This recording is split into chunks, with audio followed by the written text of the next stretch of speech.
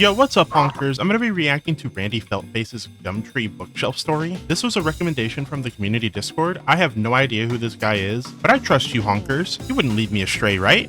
Right? Better be good, swear to God. Anyway, this video's secret word is fiction. Comment it down below and I will give it a heart. Alright, let's get right into the video.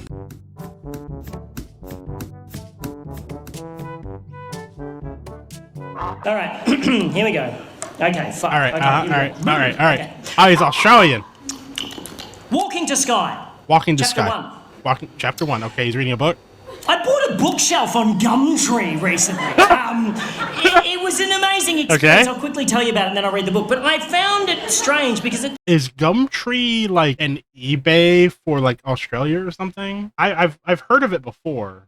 Is it essentially that, or is it like a Craigslist? Is it more like eBay or Craigslist? It made me start to think about the way, like, our methods of communication have sort of changed over the years. You know, in the old days, if you wanted a bookshelf, you'd just go see Gareth the bookshelf guy, because he was the dude in your tribe that made the bookshelf. The tribe? Why do you say tribe? Reputable. Now any mad bastard can sell their shit on Gumtree. You know what I mean? As a species, we're sort of able to cope with knowing and gossiping about around like 100 or 150 people. That's like the limit of our tribe. Any more than that, it starts to get confusing, which is why we created abstract constructs like territories and deities to unite larger groups of people under an imaginary common factor. And it works a treat because we only really gather en masse on special occasions. But I think like social media and it's fucking all that up, you know? I don't think it kind of is, able to deal with the thousands I understand where he's of people coming we're from. connected to on a daily basis, and as a result, we neglect our immediate 150, you know? That's why I feel like I'm like that, except after like 20 people, I kind of forget names. Like I just do. But I'm also just really fucking stupid. Why I never get invited to parties anymore. It's not because I ramble on about veganism and fisting old ladies. Wait, what? It's because I'm not on Facebook and everybody just assumes you are. I am so behind Bruh, I ain't on births, Facebook. deaths and marriages of my friends that I feel like the time traveler's wife every time I go to a party. I'm like, this is Tim, he's our son, he's 6 now. Fucking didn't even know you were pregnant. Anyway, and you know smartphones aren't that great. You know that, right? They're not that great. You don't need the internet in your pocket. You work at Coles, okay? You're not working for the president. You don't need it. You don't need that much information. And also, what was the point of developing opposable thumbs for you to take a photo of your head, post it on the internet, and then just stand by for validation? No one gives a fuck about your head. No one gives a fuck. In order to gain permission to post a photo of their own head on the internet and stand by for validation. The people who give a fuck about your head will at some point see it in real life. True. Fuck your head and the neck it rode in on. Hey. Your vanity is sucking up my bandwidth. Anyway, this is what's going through my head as I'm on Gumtree looking for a bookshelf, because you know when you put something in the search in Booktree, what the fuck? And the Booktree. When you put something in the search on Gumtree, I'm having a stroke up here. Yeah, when you put something in the search, right, and whenever I'm trying to read always something, a couple of things that come up in the list that are like the polar opposite of what you search for. I'm like, get out of my head, Gumtree algorithms, conspiracy. No, but seriously, bro, have you ever had like? I remember talking about wanting a headset to one of my friends on Discord, and then randomly, whenever I was just browsing Amazon for like chairs, because I was looking for a replacement chair because the chair I have right now was broken, and then all of a sudden it's like, hey, an ad for you, and it had like a headset, and I'm like, how the fuck do you know? Like, how they're listening? You type, it's like bookshelf, and it's like bookshelf, bookshelf, bookshelf, gramophone, bookshelf, bookshelf, bookshelf, combine harvester. What the fuck? Oh, wow. That's actually a pretty good price. Yeah, but like, who the fuck wants to buy a combine harvester? I found 2 bookshelves that Whatever worked you're for looking me for a in terms bookshelf. of cost and, more importantly, geographical convenience. Because I'd be fucked if I'm driving to Broadmeadows to pick up a bookshelf, right? So I type in bookshelf and I see the 2 things and I'm like, okay, one salary's Kathy, the other is Morgan. I send them both the same text message. Hello, I saw your bookshelf on Gumtree. Is it still available? Kathy texts back straight away saying, sorry, it went this morning. Damn. That's cool, Kathy. I'm sorry I gave you an annoying voice in the retelling of this story. Why did you do that? She sounded like a nice lady. A couple of minutes later and simply read, "It was my wife's bookshelf." Oh my god. Oh my god. Oh my god. Oh my god. Oh my god. Please. Please. Delve deeper into this. I need to know the story. How do you respond to that? Aside from the fact that it doesn't answer my fucking question, I need to know. Past tense in that sentence unnerved me slightly. I'm like, did his wife die? Did his wife cheat on him? Like, what happened? Like, I want to know. Suburb next to me, so I replied, "Is it still available?" He responded with the letter Y. Just a Y. Is that a Y for yes? Is he trying to shorten, like, WHY? This is horrible communication. Is he asking me why I want to know if it's still available? Or is it a Y for yes, and he's so in the throes of grief that he can't manage the E and the S? I assume it's a Y for yes, so I respond, "Cool, I'll take it. When's a good time to come and pick it up?" No reply for 15 minutes. Okay, I'm like, he's forgotten about me. Fuck it, I'll find another bookshelf. And then when his reply actually does come through, I realise he spent those 15 minutes crafting his response. Oh, because it's a my fucking god. thesis. He must have felt so bad about only using a single consonant in his previous text that he just massively overcompensated with this. Hell yes. Also, for some reason, felt that the use of punctuation entirely unnecessary. Yeah, you don't need that shit, it's just dude. one obscenely long sentence which reads, "You must come and pick up now. I only have short time here at house and also it wide. So bring van or trailer and there stair. But I can help you carry downstairs. If you come park out front, walk up past ring bell and I will help you carry it to trailer or van. I only accept cash. And if you do not come now, I will sell it someone else."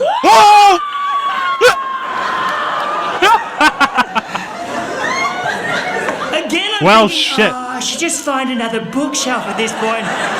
Yeah. But now I am For real. fascinated by Morgan. Yeah, and same. I simply must meet the man. I gotta know.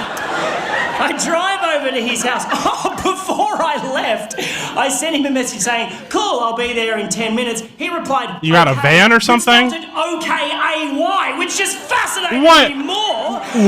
Okay, so I'm assuming maybe he, like, clicked on it. You know those, like, 3 little recommendations you get to, like, send a message? I'm assuming OKAY was one of them, and he just clicked that and then hit send. I'm assuming. I don't know. He'll use 4 letters to spell a 2-letter word, but only 1 letter to spell a 3-letter word. Morgan is off the fucking chain!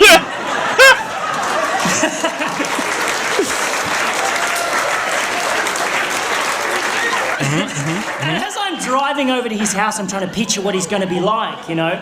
His pidgin English might suggest ethnicity of some sort, but I don't want to racially profile him. No. He's an old man Do it. who recently lost his wife and is not that maybe. very good at He could be. texting. He could be. He could be. Maybe, and I'm really hoping this is the case, Morgan is just batshit crazy. I get to his house, hope it's that one. and I go up to the... I park out front, walk up past ring bell. Ring bell. I brace myself for the door to be opened by like, an old man in a smoking jacket. Probably just a normal wearing dude. Fishnet stockings and suspenders. Just puffing on an opium pipe while a butler just creepily polishes a goldfish in the background. And then a tiny pug dog wearing a fez hat just trots up the hallway, sits on the mat, looks up at me and says, "Welcome to our lovely room." And then the door opens and I am thoroughly disappointed. Before me stands... How does a man come up with... fucking tiny little pug looks up at you like, "Look at my baby." Like, what the fuck? It's an average Caucasian male in his mid-30s, dressed casually, hipster chic, stubble, glasses with designer frames, expensive watch. I immediately think architect, but the house is too cheesy for that. It's like a double-story doll's house with bay windows. But definitely a designer of some kind, maybe a graphic designer. He's too skinny for manual labour. He's too hip for the public sector. But this can't be Morgan. Because Morgan's text messages would suggest that he's not that technically savvy. And then the man standing in front of me says, "Hello, my name's Morgan." And the plot thickens! God damn it. He invites me in, shakes my hand, closes the door, and 20 minutes later, I will be witnessing Morgan perform some of the most aggressive acts of violence I've ever seen in my life, and I will be speeding away in my car, bleeding from the face. How? Here's how this shit went down. Okay.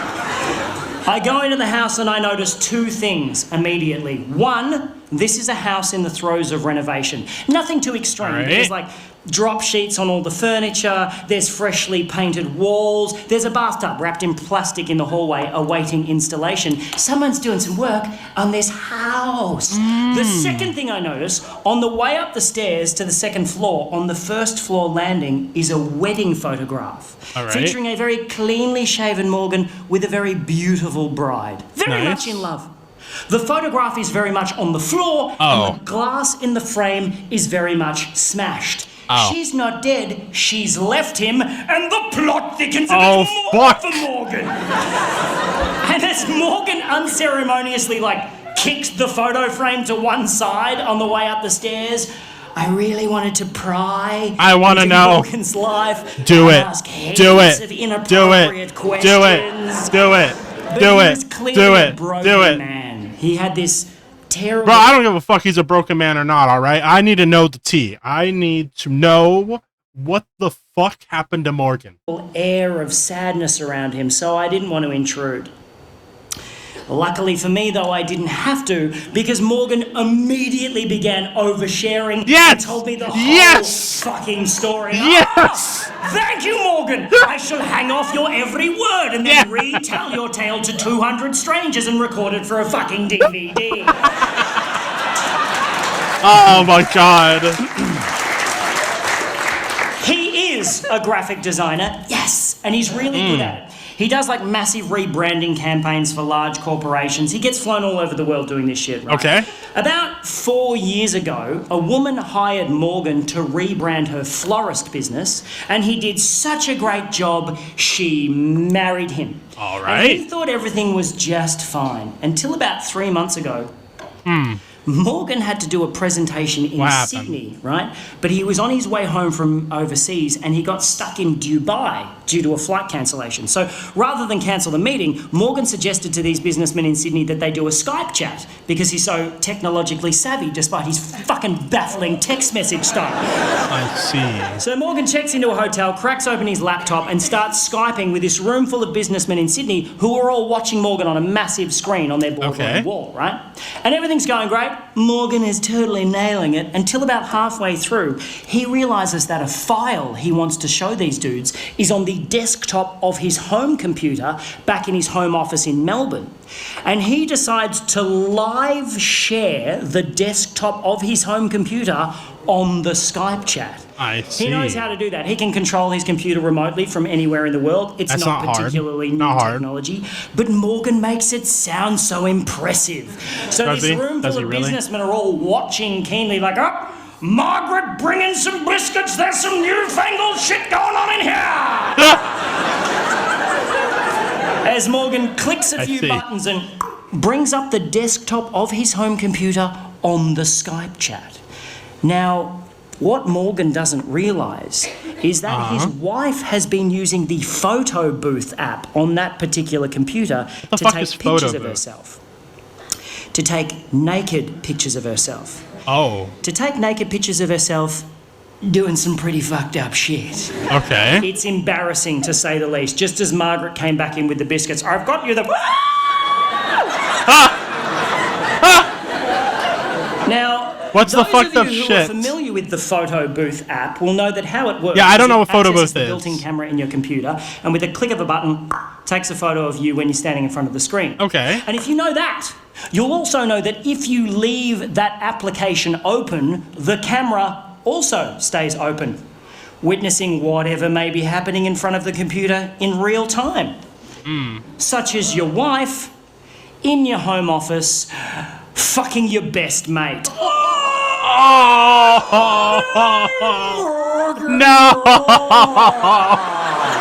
Oh my God. He then goes on to tell me she's keeping the house. His former best What? mate is moving in. What? And while they're out for the day happily shopping for fittings, Morgan must suffer the indignity of moving his shit out and selling the stuff they don't want on Gumtree to this guy. Holy shit. Oh! Bro. It's at this point of the story that Morgan starts crying. He breaks down, and I do not blame the man. It's fucking horrible, and I just want to give him a big hug and say, everything's going to be all right, Morgan. Yeah?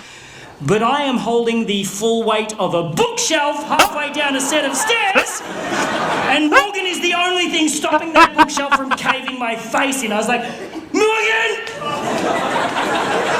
No! And Morgan managed to pull himself together for about 8 seconds and then just went bah and let the bookshelf go. Bruh. Backwards. It literally rolled over me and took out the light hanging above the staircase. I'm now lying on my back getting showered in broken glass. Oh my God. As the bookshelf turned end over end, it just went thonk right through a freshly painted wall at the bottom of the stairs. I'm like,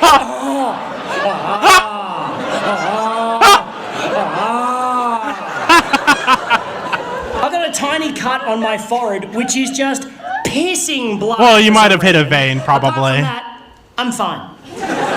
Yeah? Morgan, however, he's not fine. I imagine not. Morgan is the opposite of fine. Yeah, okay. Something happened when the bookshelf lodged itself in the wall, and his sadness just went away in a second, and he started pissing himself laughing. Hysterical. And he had the creepiest laugh I've ever heard in my life. I'm standing What there, did it sound like? And he's going like some sort of demonically possessed baritone kookaburra. He's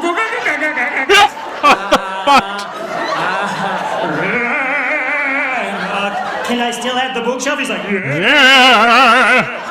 We extracted from the wall. The bookshelf, incidentally, showing no sign of having just rolled down a staircase and smashed through a wall. Oh, we cool. carried it out to my car. We had to stop. Bookshelf is okay. Morgan was like, Thumbs up. We got it to my car, put it on the trailer, and Morgan was in such a great mood, he let me have the bookshelf for free. Hey! Nice, dude. Hell yeah. That's so cool. That's such a good story. And that's where the story should end. What do you There mean? was something about the bookshelf going through the wall that flipped a fucking switch in Morgan's head, and he is now hungry for more destruction. So as I start tying the bookshelf down to my trailer, Morgan just strolls over to like an upright mailbox on the front lawn and just starts trying to wrench it out of the ground, just really putting his back into it. Is he just trying to destroy everything? Yep. He pulls it out of the ground, whereupon he wields it like a fucking battle axe and just starts smashing up the front garden, just beheading the daisies, fucking up the lavender. I'm like, hey Morgan, maybe you want to stop and think about that. And he wheeled around and looked at me like Jack Nicholson chasing Shelley Duvall up the stairs in The Shining. And said, why don't you mind your own fucking business? Yep, cool man. Yep. Now, I like tying knots. What the hell? I'm quite good at tying knots. If I tie something down, I take my time because I want it to stay there. But as Morgan nonchalantly strolled up the driveway, rolled up the garage door, and put the mailbox through the windscreen of an Audi? I must admit, I kind of rushed my knot tying job. Yeah. I'm in the car. I'm about to drive off. I'm like looking at the house going, that's not good. I'm sure he'll be fine. And then an armchair smashed out of an upstairs window and just went doink, doink, doink, doink down the front lawn. I was like, what's my duty of care in this situation? Yeah, there is no duty of care. I didn't want him to trash the house. I'm like, fuck, I'm gonna have to talk to Morgan. Just drive away. I walked up the driveway, shitting myself. You know when someone does something really violent and you're just like, fuck, we're not supposed to do shit like that. Yucky, just yucky feeling in my tum-tum. And I'm standing there standing there in the garage, and there's like an adjoining door in the garage that leads into the house. I can see in through the door into the house, up the staircase. It's like a wooden staircase, and I'm standing in the garage just going... Yeah? Uh-huh. Morgan! Morgan! Morgan! Like I was calling a cat for its dinner. Like, Morgan! Morgan! Muggy, muggy, muggy, muggy, muggy! And why? then I notice just leave. a small trickle of water start to come from the top step. Oh no. And then a little bit more water, and then quite a lot of water. Just pissing down the stairs like a shitty water everything? feature. Like, that can't be right. And then Morgan appeared on the top step holding a hammer like oh this. shit. Bah! I was like, bah! I was like, starts running at me wielding the hammer. Going, oh my god, like, run. Oh, no, man, I run. just wanted to buy you Fucking run. Run straight past me. I'm like, where are you going? He's like, bah! Made a beeline for my car. I'm like, no, stop. He's like, no. Stop it, just stop. He spins around and goes, I just checked my phone. She texted me 15 minutes ago saying she'll be here in 15 minutes. We gotta go. No. And gets into my car. Jesus. Fuck me. Now you're complicit. In the driver's seat. I'm like, what was with the water? He goes, I put plugs in all of the sinks and turned all the taps on. I'm like, that's messed up. Just drive. I was like, nah. I took off so quick, rounded the corner at the end of his street, and the bookshelf just went, boosh, and exploded against the guardrail. Just exploded in a shower of badly tied knots and broken dreams. All this, and it's gone. Just fucking left it there.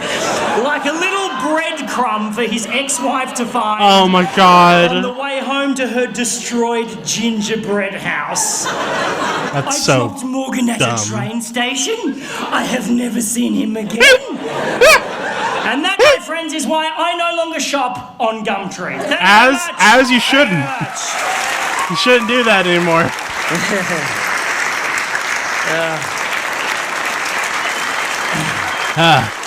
That's good. Fuck. You know my favourite bit of that story? What? I just made it up. Yeah, it's not true. Are you fucking kidding me? I am so bad. Why? I mean, it was a good story, but like, you didn't have to tell me it was fake. Why did you do that? God. There is no Morgan. It's very unsatisfying, isn't it? Yes, it is. But I saw him in my head. I saw Morgan in my head.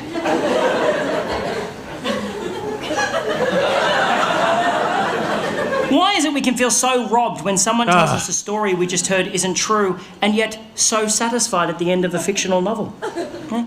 I don't know. You know the other great thing about that story? First draft. Fuck you! Hey! I mean, I guess, yeah, it's the same thing as like a fictional novel. Yeah.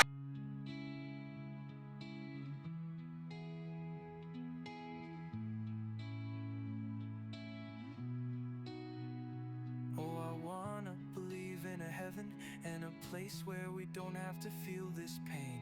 If there